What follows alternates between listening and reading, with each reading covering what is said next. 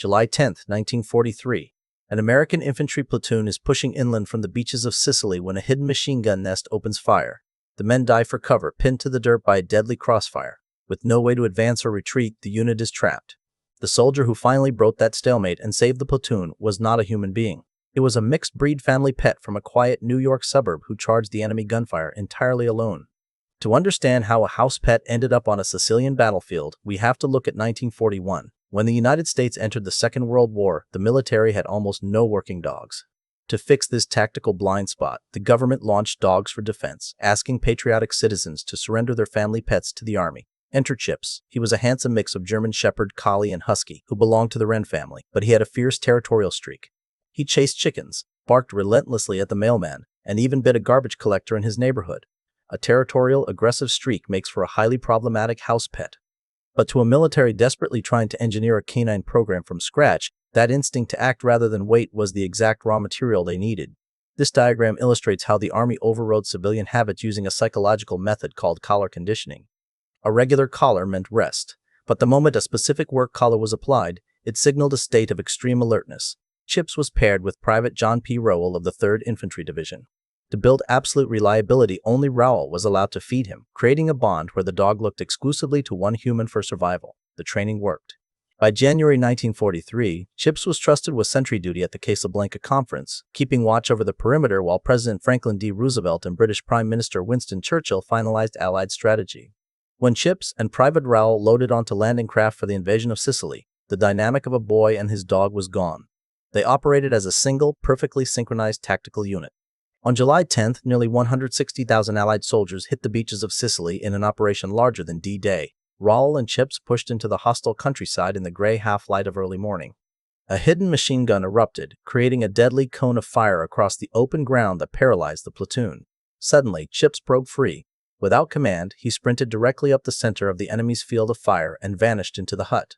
Rowell heard screaming and crashing from inside the building, followed by a single pistol shot. Then the machine gun went quiet. 4 Italian soldiers stumbled out the door with their hands up, one of them with a dog clamped to his throat.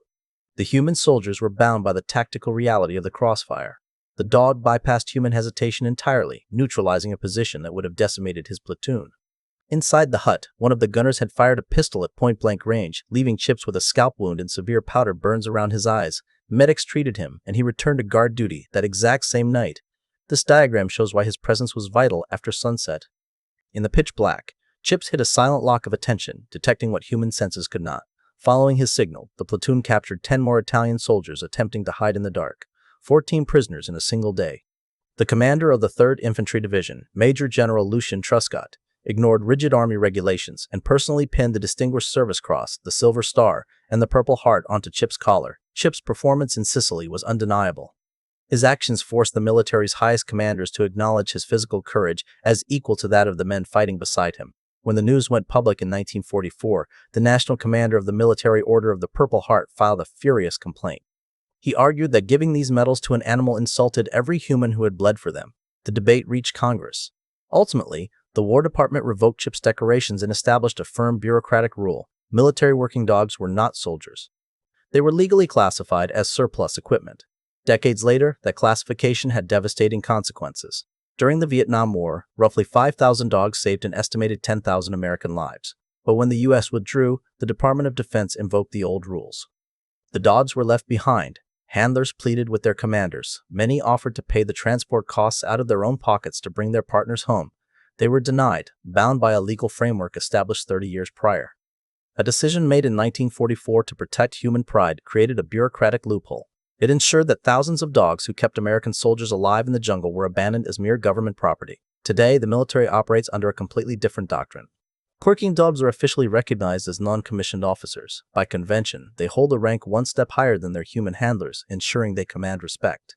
On January 15, 2018, exactly 75 years after he stood guard at the Casablanca Conference, Chips was posthumously awarded the Dickin Medal, the highest animal military honor in the world, in a ceremony at the Churchill War Rooms in London.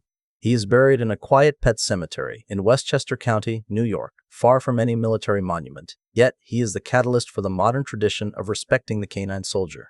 The suburban dog who sprinted into a Sicilian machine gun nest, saved his platoon, and ignited a 70-year debate that ultimately proved loyalty and courage cannot be classified as equipment.